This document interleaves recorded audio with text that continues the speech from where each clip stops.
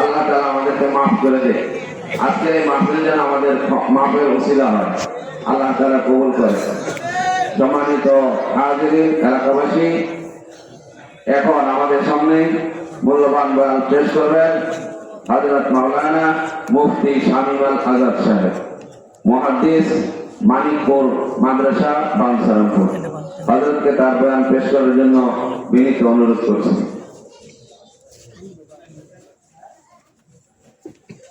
আসসালামু আলাইকুম ওয়া রাহমাতুল্লাহি ওয়া বারাকাতুহু।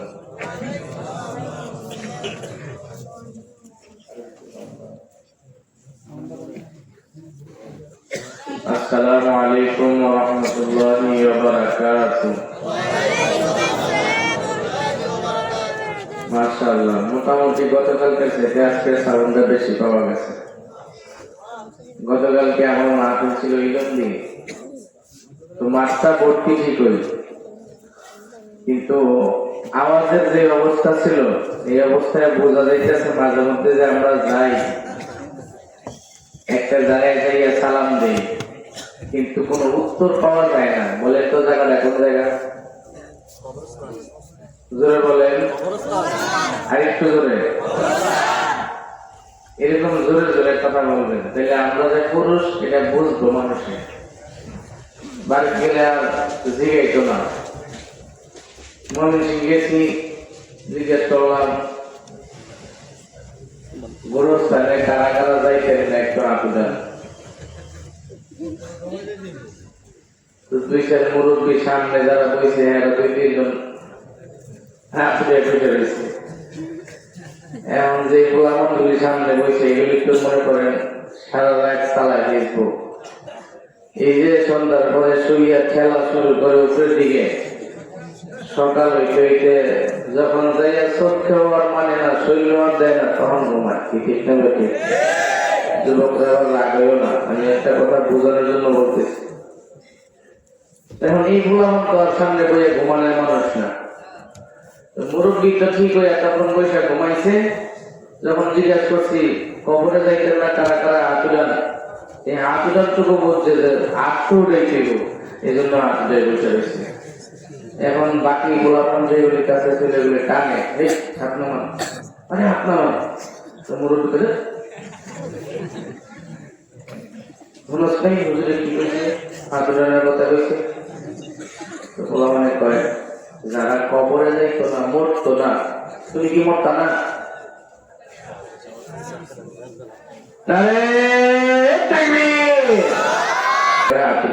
আপনাকে মরতেন না?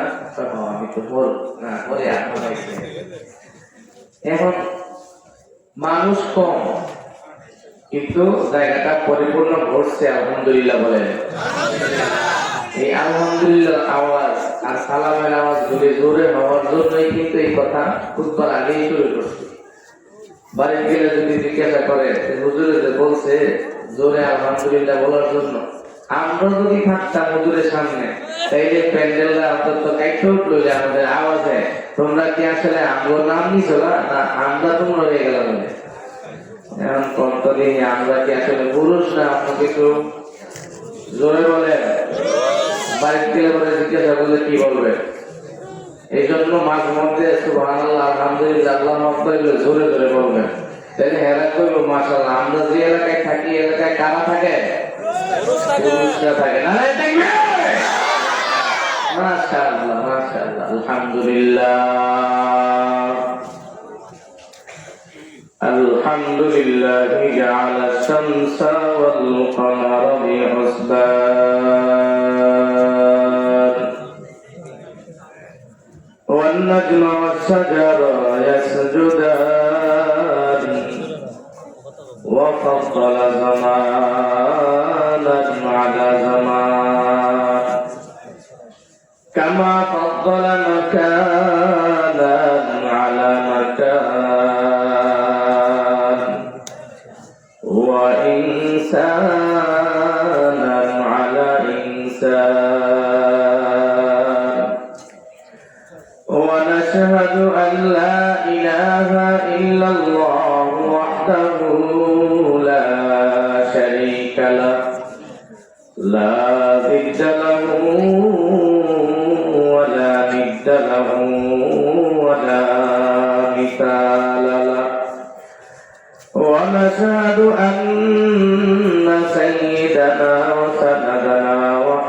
حبيبنا وحبيب ربنا وطبيبنا وطبيب قلوبنا ومولانا وأولانا محمدا عبده ورسوله. أما بعد فقد قال الله تبارك وتعالى في كلامه المجيد والفرقان الحميد. أعوذ بالله من الشيطان الرجيم.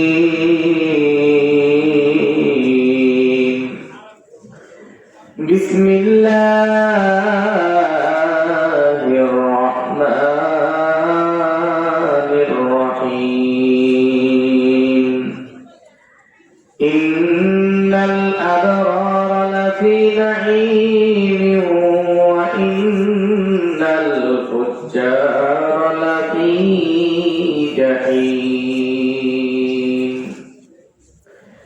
وقال رسول الله صلى الله عليه وسلم إذا مات الإنسان انقطع عنه عمله إلا من ثلاث: صدقة جارية ولد صالح يدعو له أو علم ينتفع به أو كما قال عليه الصلاة والسلام.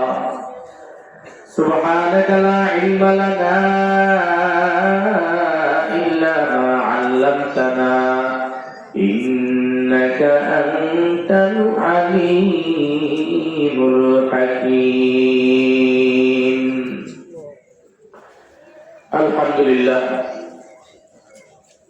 মুকুন্দি পান্নাবাড়ি পাড়া জামে মসজিদের উন্নতি কল্পে দশম বার্ষিকী ওয়াজ ও দোয়ার মাহফিলে আজকের সম্মানিত সভাপতি, প্রধান অতিথি, বিশেষ অতিথিবৃন্দ এবং মঞ্চে উপবিষ্ট আমাদের অত্র এলাকার গণ্যমান্য বিশেষ গুণীজন জনাব মোহাম্মদ ডিবি কবির হোসেন সাহেব, সিনিয়র যুগ্ম আহ্বায়ক, নারায়ণগঞ্জ জেলা বিএনপি, আরো অনেক উলামা একরাম সহ সামনে উপস্থিত অত্র এলাকার ইসলাম প্রিয়, দিন প্রিয়, ধর্মপ্রাণ মুসলমান ভাইয়েরা, পর্দার অন্তরালে ওয়া সমগ্রতা সম্মানিতা মা ও বোনেরা, স্নেহের কচিকাটা সহ সমবয়সী যুবক ভাইয়েরা, সকলের প্রতি আমার আন্তরিক মোবারকবাদ ও সালাম। আসসালামু আলাইকুম ওয়া রাহমাতুল্লাহি ওয়া বারাকাতুহু। তোমরা যারা এখানে দাঁড়াইছো ভিতরে এসে বসে পড়ো। আল্লাহ পাক এই দুনিয়াটা অল্প সময়ের জন্য বানাইছেন। এই দুনিয়ার একটা এক্সাম্পল হইল এই যে একটা সামিয়ানা বানাইছে, এটা বানাইছে কবে? আজকে না? কবে বানাইছে এটা? আজকে। আবার আগামীকালকে এই সামিয়ানা থাকবে না। কি বলেছে? কিনা যাচ্ছে আল্লাহ এই দুনিয়া বানাইছে এবং দুনিয়া একদিন ভেঙে দিবে। 30 পারা সূরা ইনফিতার আয়াতের মধ্যে আল্লাহ পাক বিস্তারিত বলছেন কিভাবে ভাঙবে, পাহাড়গুলি কি হবে, জমিনগুলি কি হবে, বিল্ডিং গুলি কি হবে, নদী নালাগুলি কি হবে, আল্লাহ বলছেন। এবং আল্লাহকে ভাঙতে পারবেন এটার একটা প্রমাণ দেওয়ার জন্য মাঝে মধ্যে লাড়া দেন তুমি। কি বলে? এখানে যে মানুষগুলি আছেন সবাই মিলে একটু মসজিদটা ডাকায় ফেলাই দিতে পারবেন? নড়াইতে পারবে একটু? কিন্তু আল্লাহ পাক নড়াইতো। বেশি দিন না, এই কিছুদিন আগে 5.4 ছোট্ট একটা ভূমিকম্প পুরা বাংলাদেশের মানুষের ঘুম হারাম হয়ে গেছে, কি বলে ঠিক না? আল্লাহ বলে ওই দিন আমি এমন ভাবে নাড়া দিব, ওই নাড়া থামবে না, শুধু বাড়তে থাকবে। এই ছোট্ট একটা নাড়া দেওয়ার পরে তোমরা যখন ছেলে মেয়ে সবাইকে রেখে ঘর থেকে একা তুমি বের হয়ে গেছো বাচ্চার জন্য, কি বলে ঠিক না? গেছে বাইরে গিয়ে দেখে মেয়েটা ভিতরে রয়ে গেছে, বাইরে গিয়ে দেখে ছেলেটা ভিতরে রয়ে গেছে, ছেলেও মার দিকে তাকায় দিচ্ছে, হায় রে কি হইলো, আমার মা আমাকে ছেড়ে বাইরে চলে গেল। এই ছোট্ট একটা কিয়ামতের নিশানা যদি এমন হয় ছেলে মেয়েকে ভুলাই দেয়, তাহলে ওই দিন, যেই দিন আল্লাহ পাক এই জমিনটাকে পুরোপুরি ভাবে ধ্বংস করে দিবেন, ইসরাফিল আলাইহিস সালাতু ওয়াস সালাম সিংহার মধ্যে ফু দিয়ে বলবেন, আল্লাহর হুকুমে আমি সিংহাটাকে ফু দিয়ে দিলাম, দুনিয়ার যত পাহাড় সবগুলি পাহাড় ওই দিন তুলার মতো উঠতে থাকবে, আসমানটাকে আল্লাহ ভেঙে দিবেন, ইদাস সামাউ শাক্কাত ওয়া আযিনাত লিরাব্বিহা ওয়া হুক্কাত। আল্লাহ আসমানকে ভেঙে টুকরা টুকরা করে দিবেন, এই দুনিয়ার যত পাহাড়গুলি আছে সবগুলি পাহাড় আল্লাহ তুলার মতো উড়াইতে রাখবেন। ওয়াইদাল বিহারু ফুজ্জিরাত, আল্লাহ এই দুনিয়ার যত সমুদ্র আছে সবগুলি সমুদ্রকে উত্তপ্ত করবেন, আগুন জ্বালায় দিবেন পানির মধ্যে, সবগুলি পানি আগুন জ্বালার কারণে ওই পানিগুলি সব চলে বাষ্প হয়ে যাবে, পানি আর পানি থাকবে না, পানি পর্যন্ত আগুনে পরিণত হবে। এমন একটা কঠিন মুহূর্তে মা ছেলেকে বলে যাবে, ছেলে মাকে বলে যাবে, বাবা ছেলেকে বলে যাবে, ছেলে বাবাকে বলে যাবে। ওই কঠিন সময়টা আসার আগে আগে বুদ্ধিমান যারা তারা আখিরাতের পুঁজিগুলি নিজের বান্দার মধ্যে জমা করে। আমার আগে যে বক্তা আলোচনা করে গেলে 7টা জিনিস থেকে আমাদেরকে বাঁচার কথা বলে গেছেন, কি বলে ঠিক না? বেছে ওই 7টা জিনিস থেকে বাঁচলে কি হবে, কি পাবেন 7টা জিনিস থেকে বাঁচলে, আমি সেই কথাটা বলে ইনশাআল্লাহ শেষ করব।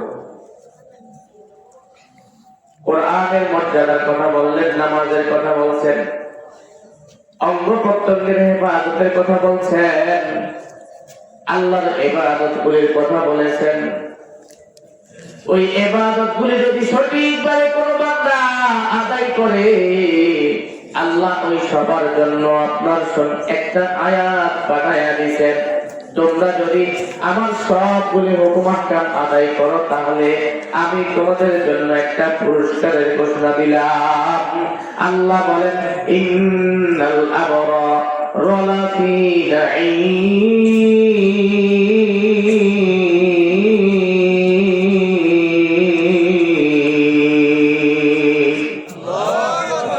আল্লাহ বলেন, যারা তোমাদের মধ্যে নেককার হইবা, যারা নেক কাজ করবা, ভালো কাজ করবা, নামাজ পড়বা, রোজা করবা, হজ করবা, যাকাত দিবা, এগুলি হলো ইবাদত। এগুলি কি? ইবাদত। 5টা জিনিসের নাম হলো এই আহকামে শরঈয়া। কয়টা জিনিস? ওদিকে যদি আলোচনা অনেক লম্বা হয়ে যাবে, সংক্ষিপ্ত ভাবে আমি একটু আলোচনা বলে যাই। আমরা তো জানি নামাজ, রোজা, হজ, যাকাত এগুলি তো করতেছি, কিন্তু কতটুকুর মধ্যে কতটুকু করতেছেন? আল্লাহ বলেন আরেক আয়াতে, সূরা আলে ইমরান আয়াত নম্বর 103, ওয়াতাসিমু বিহাবলিল্লাহি জামিআন ওয়া লা তাফাররাকু। তোমরা আমি আল্লাহর রশিটাকে ধরো, আমি আল্লাহর রশিটাকে ধরো। কোনদিন দেখছেন মুকুন্দি গ্রামে আল্লাহ যে আসমানতে একটা রশি পাঠাইছে, ধরছেন নাকি কোনদিন? দেখছেন নিরসিরা? তাহলে আল্লাহ কি মিথ্যা কথা বলে? আল্লাহ যদি মিথ্যা কথাও না বলে আর রশিও আপনারা কোনোদিন দেখেন নাই, তাহলে আল্লাহ বলেন আমি রশি বানাইলাম, রশিটা ধরো। আর আপনারা নিজেরা দেখতেছেন রশি কোনোদিন দেখেন নাই, তার মানে কি রশি দেখেন নাই আর আল্লাহ বলে রশি পাঠাইছি, তাহলে আল্লাহর কথা মিথ্যা না? জোরে বলে।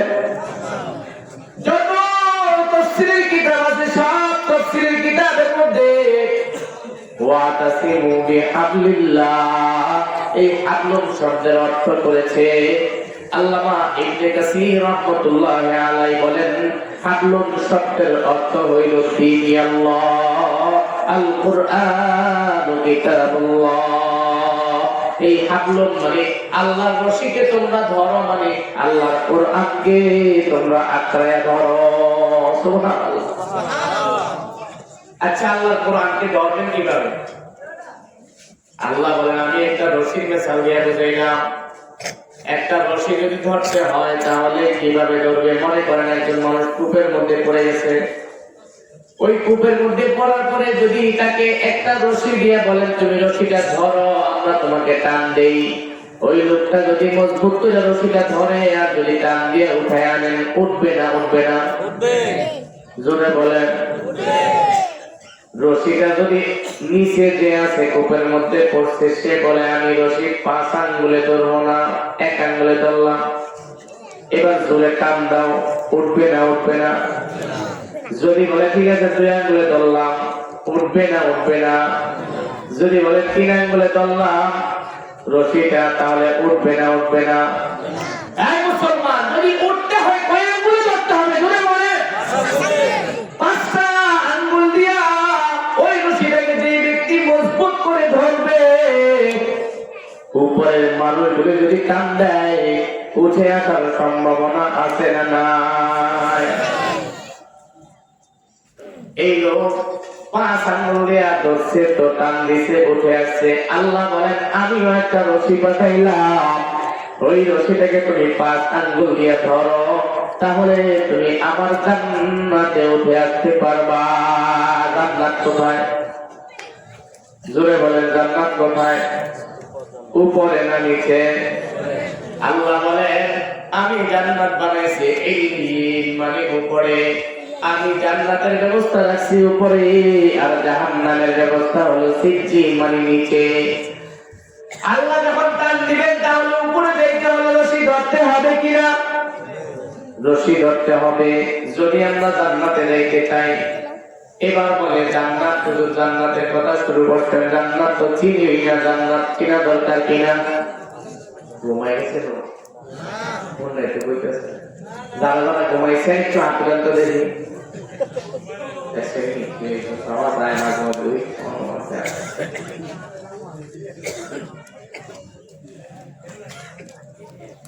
জান্নাত,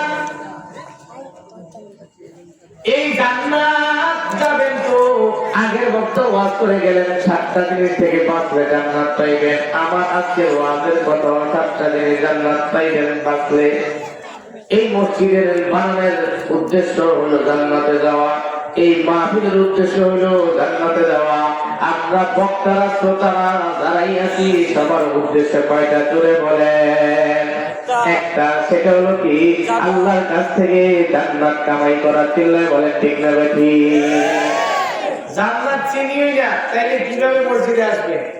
যে লোকটা জানে যে ক্ষেতের মধ্যে সকালবেলা আলি লাগাইলে ধান লাগাইলে যাইয়া 6 মাস পরে গোলা ভরা ধান পাওয়া যায়, এই লোক কুয়াশার মধ্যে সকালবেলা গাই গরু আর জোয়াল কান্দে নিয়ে বের হয়ে যায়, তার কাছে শীত শীত মনে হয় না, কুয়াশা কুয়াশা মনে হয় না, কাদা না এটা মনে হয় না, কাদা মনে হয় যে আগুন লাগাই দিছে। আরেকজন দেখে কয় আরে আল্লাহ রে, সকালবেলা কেমনে কাদার মধ্যে হালিগুলি লাগাইতেছে। কি বলেন ঠিক না বেঠে? আসলে তো তুমি ওই লোকটার মতো নিজের দিলের ভিতরে জান্নাতের আশা লইতে পারো নাই। ওই লোকটা গোলা ভরা ধান পাওয়ার জন্য সকালবেলা কুয়াশার মধ্যে যাইয়া কষ্ট করে, আর কিছু বান্দা এটা দেখা দেখা হাসে, কয় চিন্তা করছো দুনিয়া কিভাবে চলছে। এমন কিছু বান্দা আছে যারা মসজিদের ফজরের আগে এসে ঢুকে আবার সূর্য উঠলে বের হয়ে যায়।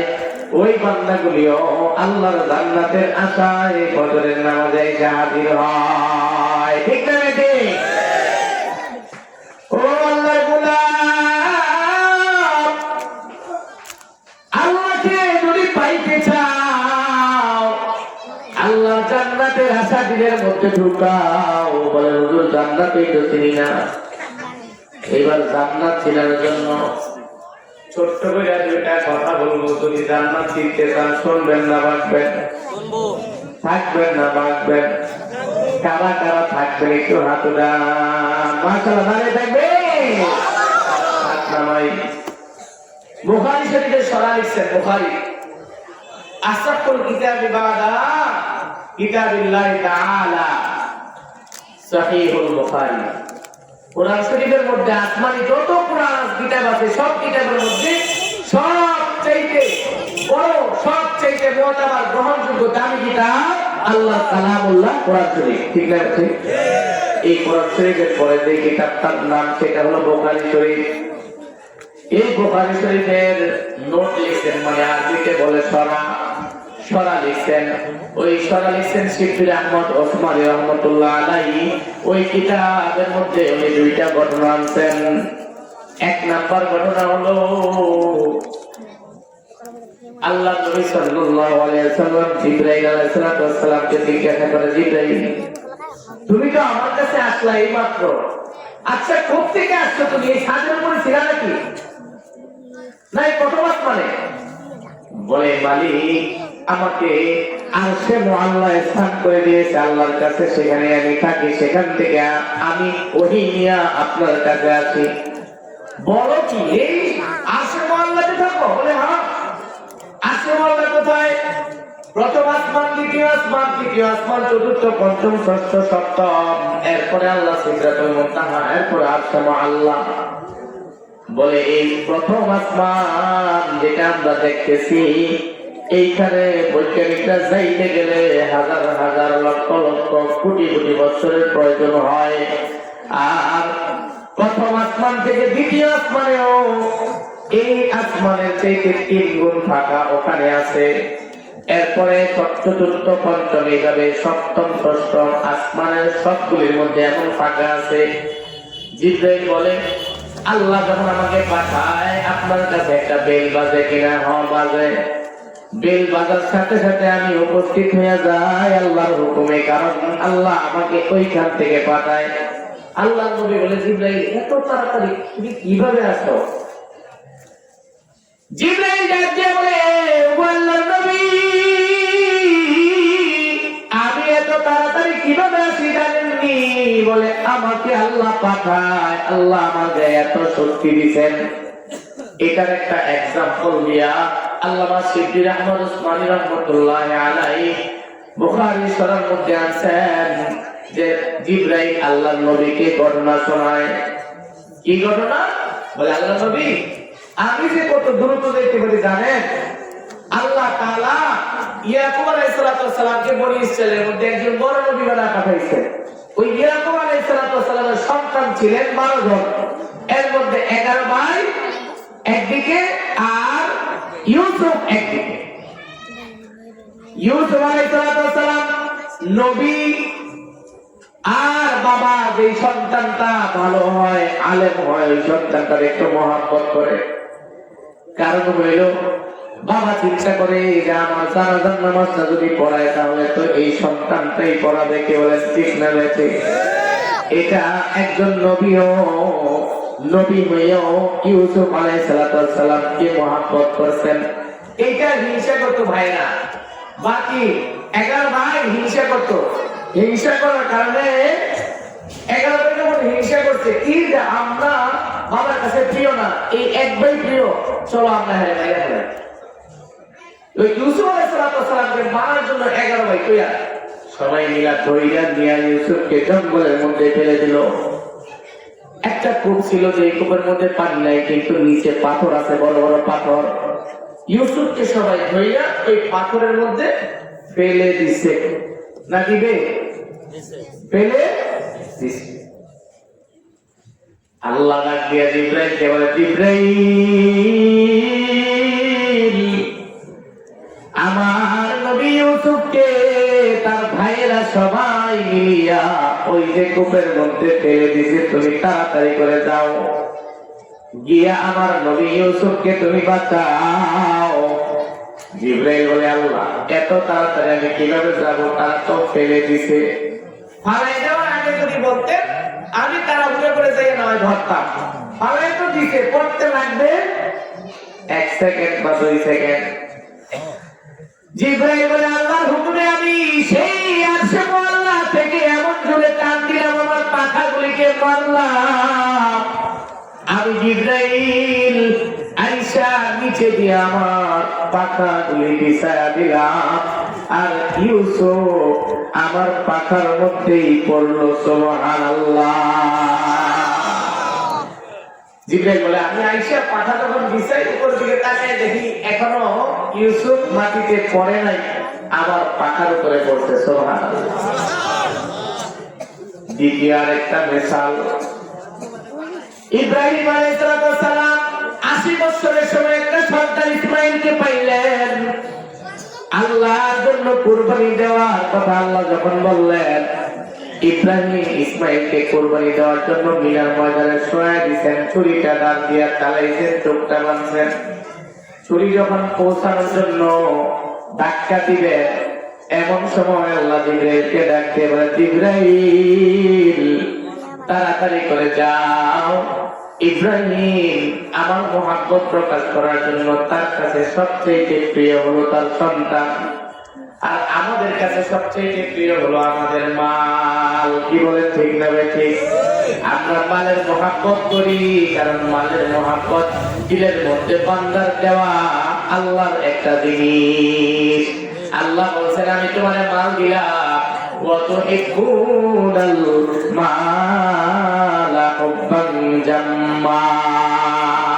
আমি আল্লাহ তোমাদের দিলের ভিতরে ধন সম্পদের মহব্বত বাড়াই দিছি, এই জন্য সব কিছু দিতে রাজি, কিন্তু টাকা দিতে রাজি না। কি বলেন, ঠিক না ঠিক? টাকাতে ধরছে, টাকাতে ধরার পরে কয় সাথে কি আছে, কয় টাকা আছে, অনেক কিছু আছে, কি দিবা, কয় টাকা দিতে, কয় না আমার দিলে বাড়ি দেবো। কি বলে, আমার দিলে বাড়ি দেওয়া, তো আমার টাকা দিও না, কয় মোবাইল দিতে, কয় না এটাও নিও না, কারণ এটা আমার অনেক টাকা মোবাইল। আল্লাহ বলেন, ওয়াতুহিব্বুনাল মালা হুব্বান জাম্মা। আমি তোমার দিলের মধ্যে মালের মহব্বত দিয়ে দিছি, মালকে মহব্বত করবা, এটাই স্বাভাবিক। কিন্তু আল্লাযীনা ইউনফিকুনা আমওয়ালাহুম ফিসাবিলিল্লাহ, আল্লাহর জন্য যারা মাল খরচ করে এরা হইল আমার কাছে মহব্বতের মানুষ। সুবহানাল্লাহ। আল্লাহ দিয়েছে মাল, আপনি মহব্বত করেন মালের, আর আল্লাহ কইছে আমার জন্য খরচ করে আমি মহব্বত করি ওই মানুষটারে। সুবহানাল্লাহ। ইব্রাহিম সন্তান শোয়া দিয়েছেন, ছুরি চালায়া দিয়েছেন।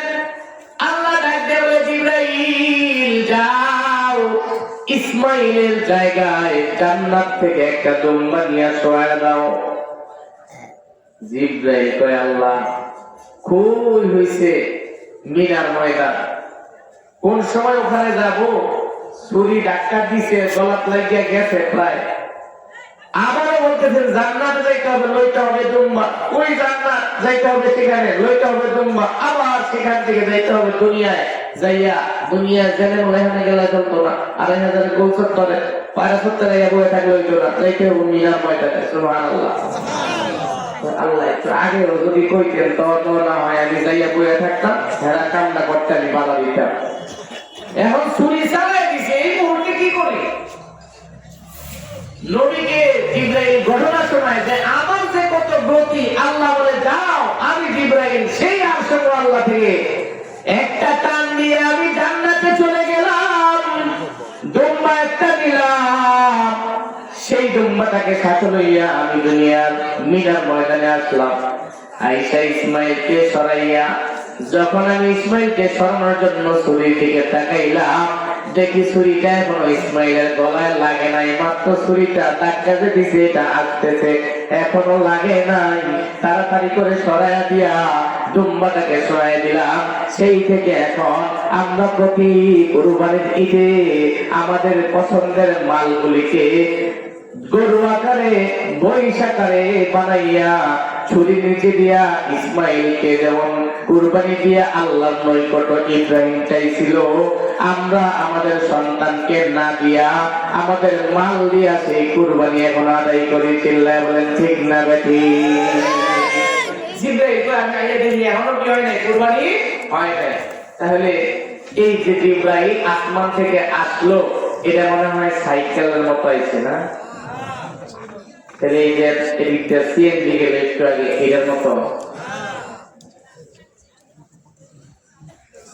আল্লাহ পাক আমার আপনার জন্য জান্নাত বানাইছেন। ওই জান্নাতটা কতটুকু বড় ওইটা বোঝানোর জন্য আমি এই দুইটা ঘটনা বললাম। যে দুইটা ঘটনা যারা মনোযোগ দিয়ে শুনতেছেন, একটু পরে আপনারা চিন্তা করবেন যে হুজুরের আগের দুইটা ঘটনা কেন বলছে। যারা শুনবেন না, মনোযোগ নাই, তারা বুঝবেন না। আল্লাহর কাছে আল ইবকা নামক কিতাবের মধ্যে হাকিমুল উম্মাত মুজাদ্দিদে মিল্লাত শাহ আশরাফ আলী থানভী রাহমাতুল্লাহি আলাইহি এই ঘটনা ওনার কিতাবে আছেন। আল্লাহ তাআলা রাসূল জনাবে মুহাম্মদুর রাসূলুল্লাহ সাল্লাল্লাহু আলাইহি ওয়াসাল্লাম নবীর নাম যেখানে শুনবেন সেখানে বলবেন সাল্লাল্লাহু আলাইহি ওয়াসাল্লাম। যে ব্যক্তি এই কথাটা বলবেন, এই দুরূদটা পড়বেন, আল্লাহ তাআলা আপনার জন্য 10টা রহমতের ঘোষণা দিয়েছেন। সুবহানাল্লাহ। তো এই যে আল্লাহর কাছে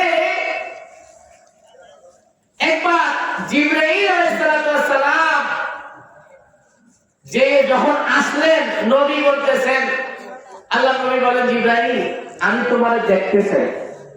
ইকরাম কিতাবের মধ্যে আছে, বলে যে আমি তোমার দেখতে চাই। জিবরাইল তো আমার দেখতে পারতেন না। বলে কেন? বলে আমি তো ছোট মোটো একটা ফেরেশতা, এই দুনিয়া না আমার ধরবে না, এই দুনিয়াও আমার ধরবে না। বলে বলো কি? কিতাবের মধ্যে আছে তিরমিজির হাদিস, এই দুনিয়ার যত পানি আছে, দুনিয়ার পানি, আমরা 2020 গ্যাংয়ের পানি না, কিন্তু কোন জায়গার পানি? পুরা দুনিয়ার পানি যদি জিবরাইল ফেরেশতার মাথার মধ্যে রাখা হয়, ওই পানিগুলি ঢাইলা দিলে সমস্ত দুনিয়ার এই আটলান্টিক সাগরের পানিগুলি পর্যন্ত জিবরাইলের মাথায় যদি রাখা হয়, বাইতে বাইতে না পর্যন্ত আসবে না। সুবহানাল্লাহ। ছোট বড় একজন ফেরেশতা জিবরাইলের এই জায়গা থেকে এই ঘাট পর্যন্ত আসতে 500 বছরের রাস্তা। সুবহানাল্লাহ। এমন জিবরাইলকে যখন আল্লাহ নবী দেখতে চায়, জিবরাইল বলে হুজুর আমরা দেখতে পারবেন না। বলে আমি তোমার দেখতে চাই। বলে না, দেখতে পারবেন না। কারণ জিবরাইলের কাছে আল্লাহ নবীর কাছে জিবরাইল যখন আসতো, এই আসল সুরতে আসতো না, দাহিয়ে কালবির সুরতে আসতো। দাহিয়ে কালবি একজন সুন্দর সাহাবী ছিলেন, অনেক সুন্দর, তার সুরত দুইরা জিবরাইল আসতো। আল্লাহ নবী বলেন আপ দেখতে চাই না, দাহিয়ে কালবির সুরতে সবসময় আসো, অমুক সুরতে আসো, তমুক সুরতে আসো, আজকে তোমাকে আমি নিজের সুরতে দেখতে চাই। এইভাবে এত ওইভাবে জিবরাইল বলে নবী আমাকে দেখতে চান? ঠিক আছে, উপরের দিকে তাকান। আল্লাহ নবী উপরের দিকে তাকাইছে। কিছুক্ষণ পরে জিবরাইল আবার জিজ্ঞাসা করে হুজুর কিছু দেখছেন? জিবরাইল কিন্তু নাই। কিছুক্ষণ পরে এসে জিজ্ঞাসা করে হুজুর কিছু দেখছেন? হাকিমুল উম্মাত মুজাদ্দিদে মিল্লাত আশরাফ আলী থানভী লেখে, আল্লাহ নবী বলে মা রাআইতু শাইআন ফিস সামা, আমি আসমানে কিছুই দেখি নাই। কিছু দেখেন নাই? বলে না, কিছু দেখিনি। কি দেখবো? একেবারে কিছু বোঝা যায় নাই, একটু আমার মতো বুঝেন নাই? বলে না, আমি বুঝি নাই, তবে একটু দেখি বুঝাইছে। কি বুঝেন?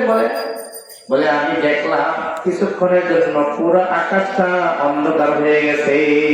সুবহানাল্লাহ। বলে হুজুর আপনি যখন আমাকে দেখতে চাইছেন আমি এখান থেকে চলে গেছিলাম, আমাকে আল্লাহ 600 পাখা দিয়েছেন হাওয়ালায় হাদিসের হাওয়ালা দিয়া কিতাবের মধ্যে লিখে বলা হোক সিত্তু মিয়াতি জানাহা। হাদিসের মধ্যে আল্লাহ নবী বলছেন জিবরাইলকে আল্লাহ পাক 600 নূরের পাখা দিয়েছে। জিবরাইল বলে আপনি যখন আমাকে দেখতে চাইলেন আমি চলে গেলাম, আর আমার 600 পাখা থেকে একটা পাখা আমি দুনিয়ার আসমানের নিচে বিছায়া ধরেছিলাম। এই কারণে আপনি পুরা দুনিয়ার আসমানটাকে অন্ধকার দেখছেন, সূর্যের আলো দেখেন নাই। একটা পাখা দিলে যদি পুরা দুনিয়া অন্ধকার হয়ে যায় 600 পাখা রাখতে কোথায়? বুঝেইছো? সবগুলি আল্লাহ আল্লাহ, এইগুলি হলো শান। আল্লাহ পাক কত বড় বলে আমি যা চাই আল্লাহ তাই করতে পারি। এই জিবরাইলকে আল্লাহ নবী দেখলে 2 বার দেখছেন। দানা ফাতাদাল্লাহ কানা কাউসাইনি, সূরা মুদাসসিরের মধ্যে আল্লাহ তাআলা জানায় দিয়েছেন জিবরাইল আর নবীর মধ্যে 2 বার সাক্ষাৎ হয়েছে। সুবহানাল্লাহ। এই জিবরাইল আল্লাহর কাছে জানতে চায় আল্লাহ আপনি তো জান্নাত বানাইছেন কার লাগি? মুকুন্দির মানুষের জন্য। কার জন্য? জোরে বলেন বলেন বলেন। ওমর জান্নাতে যেতে চান না? কারা কারা চান একটু হাত তুলুন তো। দাঁড়িয়ে থাকবে। আল্লাহ সবাই জান্নাতে যাইতে চায়, মুকুন্দির মানুষগুলো জান্নাতে যাইতে চায়। মুকুন্দির মানুষগুলো জান্নাত দিবেন, আপনি তাদের জন্য জান্নাত বানাইছেন। জান্নাত তো আমরা যাইতে পারবো না ফেরেশতারা, তাহলে মালিক আপনার কাছে জানতে চাই একটু জান্নাতটা যদি দেখতে দিতেন, কারণ জান্নাতে তো যাইতে পারবো না। মানুষরা জান্নাতে যাবে, তাদের জন্য জান্নাত বানাইছেন। ফেরেশতাদের জন্য কোনো জান্নাতও নাই, জাহান্নামও নাই। এক সময় পরে আল্লাহর হুকুমে তারা ধ্বংস হয়ে যাবে। আল্লাহ পাক আপনার জন্য আর আমার জন্যই জান্নাত বানাইছেন। এই ঘোষণা আল্লাহ এই সূরার মধ্যে দিলেন, বললেন ইন্নাল আবরার লাফি নাঈম। নিশ্চয়ই যারা নেককার হবে, যারা আমলনামাটা নেক দিয়ে ভরবে, সওয়াব দিয়ে ভরবে, তাদের জন্য আমি আল্লাহ জান্নাত বানাইছি। এখন তো জান্নাতের কথা বলতেছেন, জান্নাত তো এখনো বললেন না কতটুকু বড়। এইটা বোঝানোর জন্য আমি এতক্ষণ চিন্তাইছি। জিবরাইল আল্লাহর কাছে বলে আল্লাহ জান্নাতটা একটু দেখতে চাই। আল্লাহ বলে জান্নাত তুমি দেখতে শেষ করতে পারবে না। অনেক পেলাপেলি করে আল্লাহর কাছে যখন জিবরাইল জান্নাত দেখতে চাইলো, আল্লাহ বলে তুমি জান্নাত দেখে শেষ করতে পারবে না।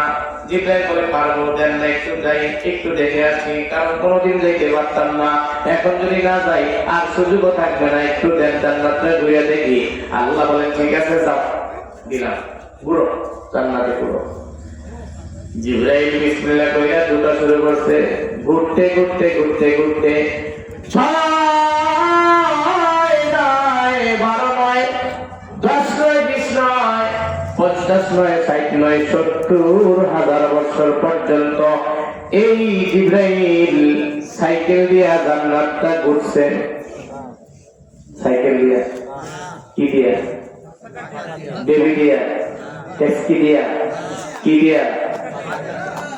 ওই যে 2টা ঘটনা বললাম, এই জন্য বললাম জিবরাইলের গতিটা কেমন ছিল। জান্নাতটা যখন ঘোরার জন্য এই জান্নাতে শুরু করছে সফর, আসমান থেকে আল্লাহর নবীর কাছে ওহী নিয়ে যেইভাবে আসতো, ইউসুফ আলাইহিস সালামকে বাঁচানোর জন্য যেইভাবে এসেছিল, ইসমাইলকে শোয়ানো ছিল, সেই ইসমাইলের নিচে দুম্বা শোয়ানোর জন্য যেই গতিতে আসছিল, এর চেয়ে দ্বিগুণ গতি নিয়ে 600 পাখা ব্যবহার করিয়া 70,000 বছর পর্যন্ত জান্নাতে ঘুরছে। এক জায়গায় যাইয়া বইসা পড়ছে। জিবরাইল বলে মালিক আমার একটু সুযোগ দেন, আমি একটু বিশ্রাম করে নেই, কারণ 70,000 বছর আমি আপনার এই জান্নাতটা ঘুরলাম। বৈশা ক্লান্ত শরীরে আল্লাহ জিজ্ঞেস করে, আল্লাহ আমার ক্লান্ত শরীরে আর পারতেছি না, তবে একটু দেখতে চাই আর কতটুকু বাকি আছে। একটা আশা থাকে না? আপনি গেছেন, মনে করেন যে রমনা পার্কটা দেখবেন, এখন যে ঘুরছেন আধা ঘন্টায় ঘুরে শেষ করা যায় না। তো রমনা পার্কের ভিতরে দুইটা কতটুকু আছে এটা যদি একটা ম্যাপ সামনে থাকে দেখতে সুবিধা হয় না? আল্লাহ জিবরাইল ডাক দিয়ে কয়, মালিক, বাংলাদেশের মানুষে ফেসবুক ব্যবহার করে, এই যে মোবাইলের মধ্যে একটা অ্যাপস আছে যেটা নাকি ম্যাপের কাজ করে, ধরলে বোঝা যায়, টিপ দিলে ওপেন করলে দেখা যায় এইখানে আছে, সে 2500-এর ঠিক মাঝখানে আছে নাকি 2500-এর সাইডে আছে। কি বলে, ঠিক না ঠিক? আল্লাহ বলে, জিবরাইল তুমি দেখতে চাও? বলে, হ্যাঁ আমি দেখতে চাই। জিবরাইল বলে, আল্লাহ আমার একটু দেখান কোথায় আসছি, ম্যাপ দিয়ে আমার একটু দেখান কোন জায়গার মধ্যে জান্নাতের আমি আছি। আল্লাহ বলে, জিবরাইল, আমার যে বান্দাগুলি দুনিয়ার মধ্যে মেহনত করবে, রাত্রেবেলা উঠে তাহাজ্জুদের নামাজ পড়বে, 5 ওয়াক্ত নামাজ মসজিদে যাইয়া পড়বে, আমি আল্লাহর জন্য রোজা রাখবে, আমি আল্লাহর জন্য জান্নাত পাওয়ার জন্য যাকাত দিবে, আমি আল্লাহর জন্য রোজা রাখবে, আমি আল্লাহর জন্য দান খয়রাত করবে, আমি আল্লাহর জন্য মা বাবার খেদমত করবে, এমন একটা জমানা এসেছে যেই জমানা মা মুখের ভিতরে কাপড় দিয়া দিয়া সন্তান দেওয়া, সন্তানের দেওয়া কষ্টের কারণে মা পোপায়া পোপায়া কান্নাকাটি করে চিল্লায় বলেন, ঠিক না দেখি? যেই মা তোমাকে গর্ভে যদি না নিত তুমি দুনিয়াটা দেখতে পাইতা না রে মুমিন। যেই বাবা তোমার জন্য যদি কষ্ট না করতো তুমি ঠিক মতো খাবার খাইতে পারতা না। এমন সন্তান হইয়া যেই মা তোমাকে 10 মাস 10 দিন গর্ভে ধারণ করেছে, যেদিন তোমার মা তোমাকে দুনিয়াতে নিয়ে আসে, ওই দিন পাড়ার প্রতিবেশীর মহিলাদেরকে ডাক দিয়া দরজার কাছে আইনা ডাক দিয়া বলে, ও চাচি, ও খালা, হতে পারে আমার এই সন্তানটা আনতে গিয়া আমি কিন্তু মারাও যাইতে পারি, আমারে কিন্তু আপনারা সবাই মাফ করে দিয়ে। শুধু পাড়া প্রতিবেশীর কাছে নয়, নিজের স্বামীকে ডাক দিয়ে বলে, ও আমার প্রাণের স্বামী, সন্তান যখন পেটে নিয়েছি এই সন্তানকে তো দুনিয়াতে আনতেই হবে, আমার এমন ব্যথা আমি আর পারতেছি না সহ্য করতে। ও আমার প্রাণের স্বামী, যদি আমি এই ব্যথা সহ্য না করতে পারি আমি হয়তো জিহ্বার কামড় দিয়ে মারাও যাইতে পারি। আমি যদি মারা যাই আমার এই সন্তানটারে কিন্তু আপনি কষ্ট দিয়েন না। তোমার জন্য, ও যুবক, তোমার জন্য ওই দিন মা 55 থেকে 56 ডিগ্রি ব্যথা ওই দিন মা সহ্য করেছিল, জিহ্বাটা বের হয়ে গেছে, তারপরেও মা চেষ্টা করেছে তোমাকে সহি সালামতে দুনিয়াতে আনার জন্য। তোমার বাবা যখন তোমার পরীক্ষার সময় এসেছে, রাত্রিবেলায় 2 ঘন্টা কাজ বাড়াইয়া দিছে, কারণ সকালবেলা ছেলেটার পরীক্ষার ফিস দিতে হবে। এই কষ্টগুলি বাবা করে। ও সন্তান, তোমাদের হাতে ধরে বলে যায়, পায়ে ধরে বলে যায়, জীবনটা যদি জান্নাতি বানাইতে চাও, দুনিয়ায় যদি ইজ্জতের মালিক হইতে চাও, মানুষ তোমাকে ভালোবাসবে এটার মালিক যদি হইতে চাও, তাহলে জীবনে কোনদিন মা আর বাবারে কষ্ট দিও না। কারণ আল্লাহ বলেন, আমি আল্লাহকে রাজি যদি করতে চাও তুমি নামাজ পড়েও পারবা না। যদি মা রাজি না থাকে, বাবা যদি মা রাজি না থাকে, মা বাবা যদি কষ্ট পায়, তোমার নামাজ রোজা কোনো কাজে আসবে না। আল্লাহ নবী বলেন, রিদার রব্বি ফি রিদাল ওয়ালিদাইন ওয়া সাখাতুর রব্বি ফি সাখাতিল ওয়ালিদাইন। আমি আল্লাহ ওই সময় রাজি, আমি আল্লাহ ওই সময় রাজি যেই সময় তোমার মা তোমার জন্য নামাজের পরে হাত উঠাইয়া বলবে, মালিক আমার গেদুদারে তুমি মাফ করে দাও, আমার গেদুদা কিছু বুঝে না, আমার ধনদায় কিছু বুঝে না, আল্লাহ আমার ধনটা তোমার থেকে বিদেশে গেছে, আল্লাহ আমার হাতে তুমি আমার সন্তানটাকে যেইভাবে গেছে তুমি ওইভাবে ফেরত নিয়ে আইছো। আরে বাবা বাবা মায়ের কি জিনিস বুঝো না, যেই সন্তান তার বিদেশে থাকে, দুইটা সন্তান বাড়িতে মার সামনে ঈদের দিন বসে আছে, তারপরেও মা একটু খাবার নিচে পেয়ালার মধ্যে মিষ্টান্ন নিচে খাবে, সবাই খায় কিন্তু মার মুখে মিষ্টান্নটা যায় না। জিজ্ঞাসা করি মা তুমি কেন খাও না? বলে তোর বাবা তো খায় না। কেন খান না? খান না কেন মা? বলে তোরা দুইজন খাস, আর আমার সন্তান যেটা বিদেশে থাকে ও জানে সকালবেলা আজকে কি খাইছে জানি না। এই হলো মা আর বাবা। এই জন্য আল্লাহ বলে মারে যদি কষ্ট দাও আমি আল্লাহ সেকেন্ডে তোমার দুনিয়াটা উল্টে দিতে পারি। আজকে যারা মনে করো টাকায় তুমি হইছ বড়, আজকে যারা মনে করো টাকায় তুমি হইছ বড়, এই কারণে মৃত্যু মুখে বেঈমান হয়ে যাও, এই কারণে মৃত্যু মুখে বেঈমান হয়ে যাও। মায়ের দোয়া লও হে মুমিন, মায়ের দোয়া লও, বাবার দোয়া লও হে মুমিন, বাবার দোয়া লও।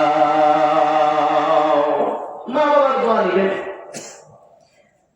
মারে কোনদিন একটু জড়ায় ধর নাই, বন্ধুরা একদিন জড়ায় ধরতো, বন্ধুরা একদিন জড়ায় ধরে বলছো বন্ধু তোমার আমি ভালোবাসি।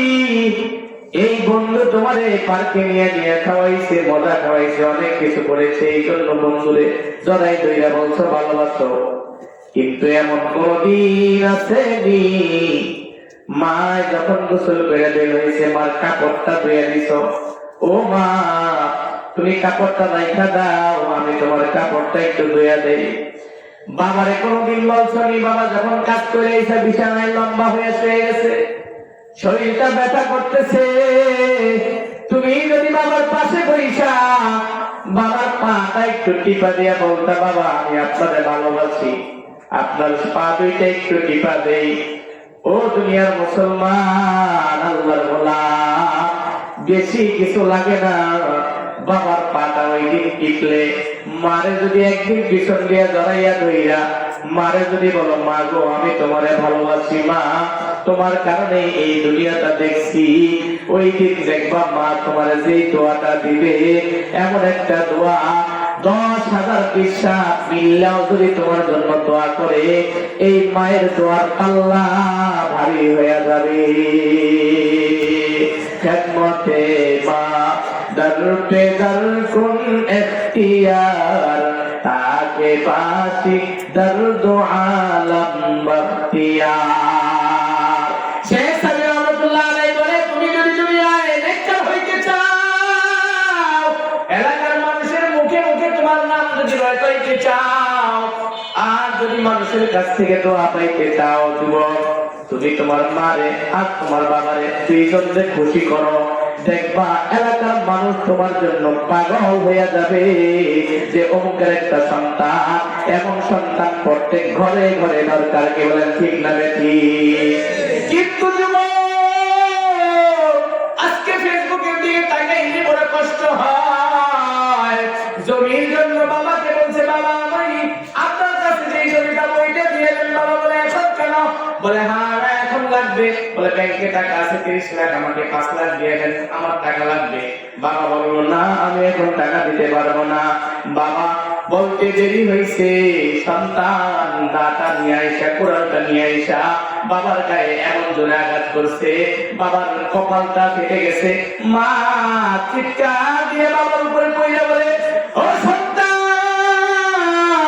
বাবা আমার তোর যা লাগে নিয়ে যা, তোর বাবার গায়ে আর একটা আঘাত করিস নাই। বর্ণনার ঘটনা, বাবাকে মারতে মারতে মারতে মারতে সন্তান দুনিয়া থেকে বিদায় করে দিয়েছে।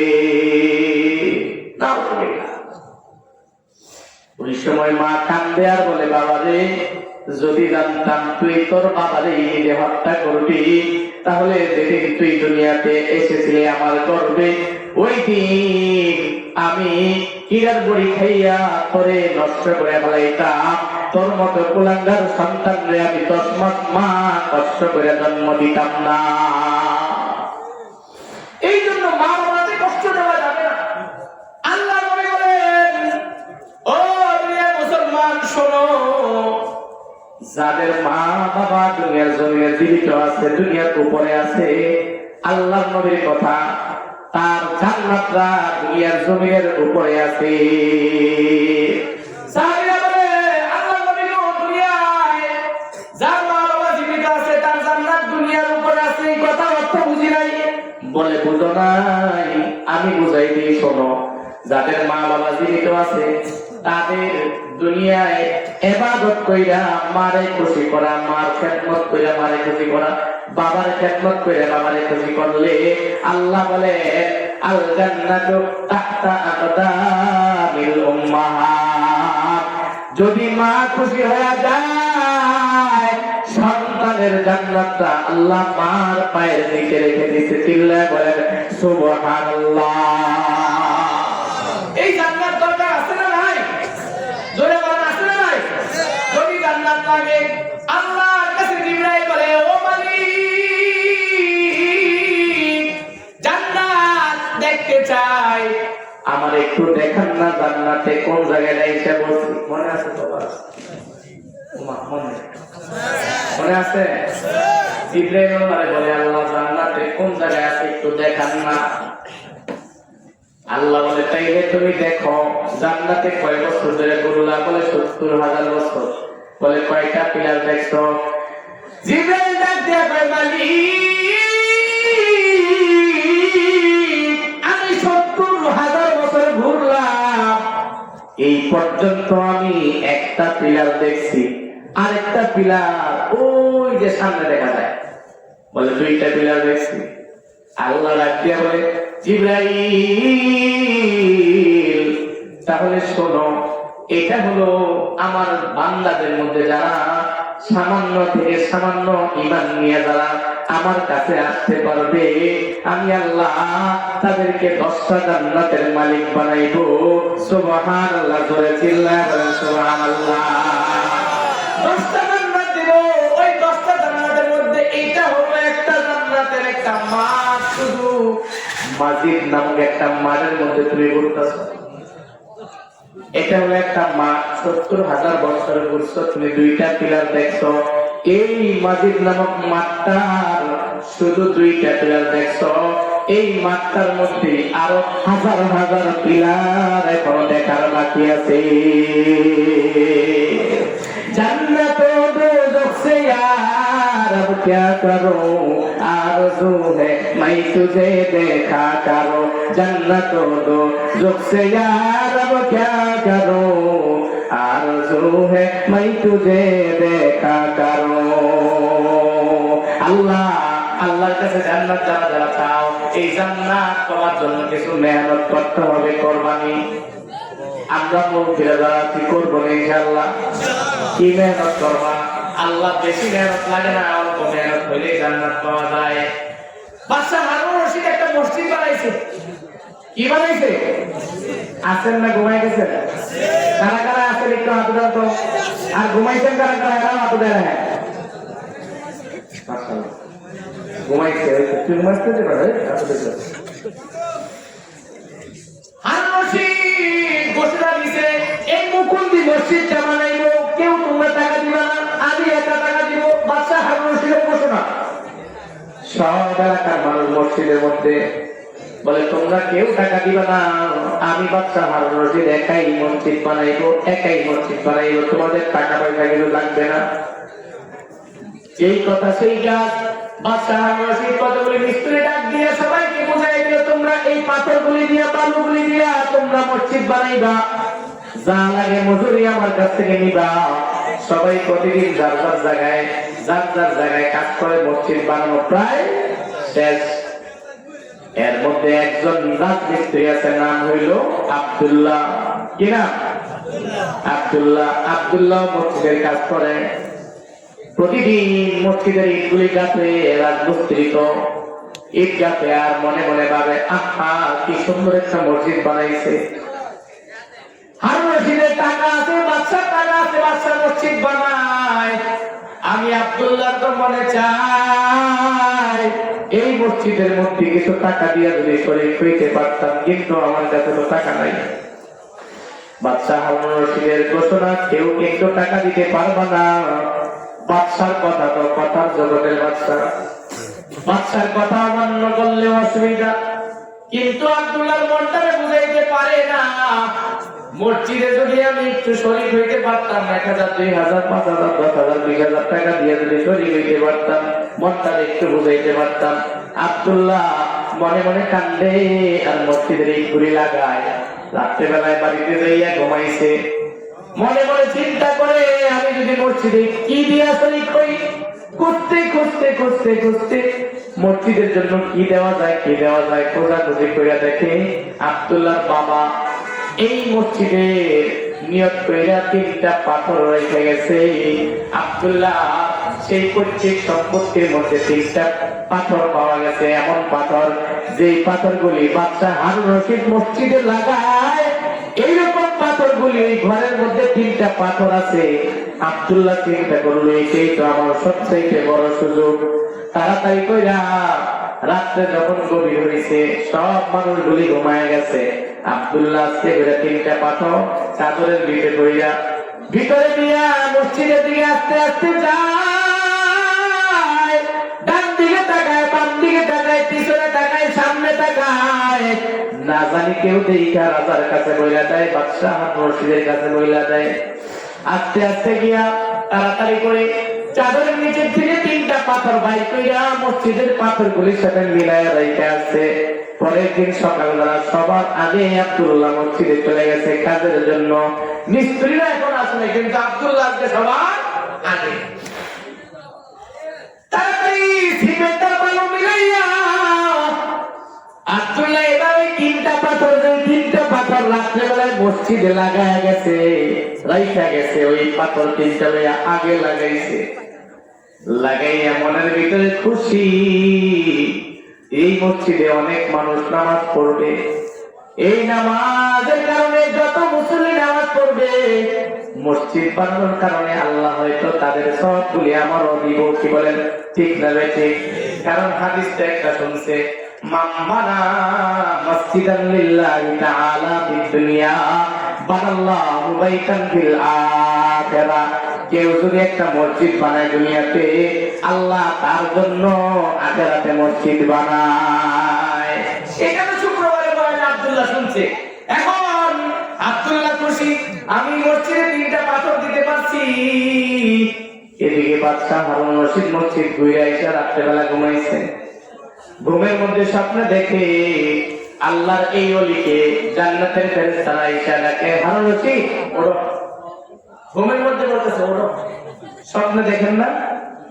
আরে হারুন রশিদ স্বপ্নে যায় জান্নাতে, আর আমাদের পোলাপান যেগুলি স্বপ্নে দেখে, এগুলি দেখে সাইকেল চালায় আর হুন্ডা চালায়, গিয়ার মারে কি, এরপরে দেখে যে খেতার ভিতর দিয়ে পা উপরের দিকে বেরিয়ে গেছে। সারাদিন কথা এটা পাইছি আর করতে হেলো তার বন্ধু যার মধ্যে তার পাইনি চলছে, কি চালা না কি ঘোরা। রাত্রেবেলায় উঠে দেখা যায় খেতার ভিতরটা কই পা উপরে বেরিয়ে গেছে। এমন হয় না? হয় না? বাদশা হারুন রশিদ আল্লাহর ওলি, আল্লাহ চাইলে কিরা করতে পারেন। কাদের কুদরত তুদারি হর দেখা হাদ আকুনি, মুর্দারা তো জানে বসি জিন্দারা বেজা কুনি, মুর্দারা তো জানে বসি জিন্দারা বেজা কুনি। আল্লাহ চাইলে পারে না? পারে না? মুর্দারে আল্লাহ জিন্দা করতে পারে, জিন্দারে আল্লাহ চাইলে মুর্দা বানাইতে পারে। ঠিক না বেঠি? আল্লাহ বলেছে আল্লাহ তাআলা জান্নাত থেকে ফেরেশতা পাঠাইয়া হারুন রশিদকে বলে, হারুন রশিদ ওঠো। কই যাইবা? জান্নাতে যাব। জান্নাতে? হ্যাঁ জান্নাতে যাইবা। আয়ো ঘুরে আনি। জান্নাতে নিয়ে গেছে। স্বপ্নে দেখতেছে দুনিয়াতে জান্নাত, স্বপ্নে দেখে জান্নাতের ভিতরে ঢুকছে, পুরা জান্নাতটা দেখছে।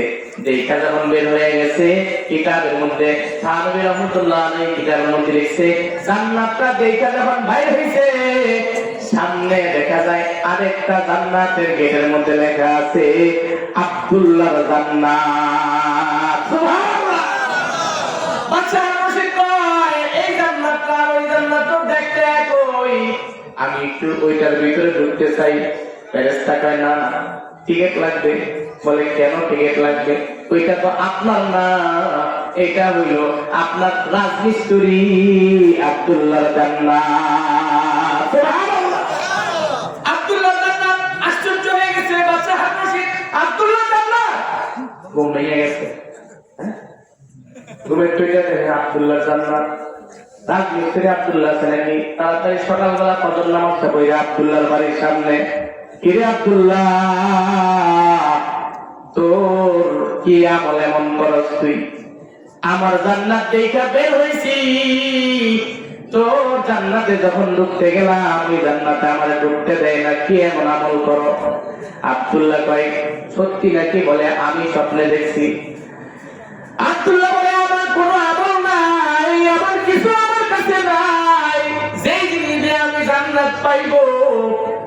তবে আমার মনে হয় আমি মসজিদের মধ্যে 3টা পাথর লাগাইছি, হতে পারে আল্লাহ এই কাজটা পছন্দ হয়েছে। সাথে সাথে হারুন রশিদ কপালের মধ্যে চুমু দিয়া কয়, ও আব্দুল্লাহ তুমি পুরা 3টা পাথর দিছো না, পুরা মসজিদ তুমি বানাও নাই, আমি পুরা মসজিদ বানাইলাম। আর তুমি 3টা পাথর দিয়া পুরা জান্নাতের মধ্যে একটা মহলের মালিক হয়ে গেছো। বেশি লাগে না, কম হইলেই চলে। এই মসজিদ কাগো আপনাদের, আমাদের মসজিদ আমরাই বানাইতে হবে। দিবে আল্লাহর জন্য দিবেন, দিল খুলে দিবেন।